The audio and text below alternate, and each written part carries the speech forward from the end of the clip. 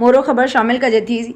सिंधी इल्ताफ़ सुमरो की रिपोर्ट मुताबिक जी सिंध क़ौमी मुआज़े अॻूणे मरकज़ी जनरल सेक्रेटरी शहीद सागर हनी बुर्ती की 6हीं वरसी पटीदन में मल्हाई वई। सागर हनी बुर्ती की वरसी प्रोग्राम सदावा मोरी ते मल्हाई वई। मोरी खां रैली की सूरत में मरकज़ी अॻवान सागर हनीफ़ की मज़ार ते हाज़िरी भरे गुलन की वर्खा कई। संदस के लफ्ज़न की भेड़ा पेश कई वई। मज़ार ते जी सिंध क़ौमी मुआज़े सरवाहां डॉक्टर नियाज़ कालानी सरफराज मेमन पुनल सारियो फ़कीर इमदाद मंगी अली रज़ा खास के लिए जिसकम ज़िले सदर इम्तियाज़ खोसो खादिम शहर आज़ाद मुख्तियार बुर्दी शबीर मुबेदू जुल्फ़कार सुमरो अयाज राजपर दीदार शहर फरीद लाशारी असद उमरानी अजीज़ बंगवार एहसान सियाल ऐं समेत क़ौमी कारकुनन समेत क़ौम परस्त अॻवाननि शहरनि शिरकत कई।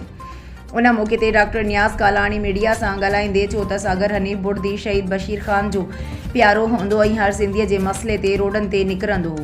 सागर जे वञण खां पोइ असां बि अधूरा थी विया आहियूं। अॼु शहीद सागर जी 6हीं वरसी नसरत केनाल सागर हाउस ते मल्हाए रहिया आहियूं।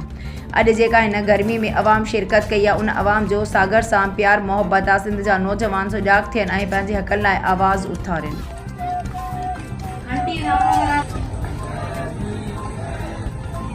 असांजे शहर जो शायरा हाफ़िज़ा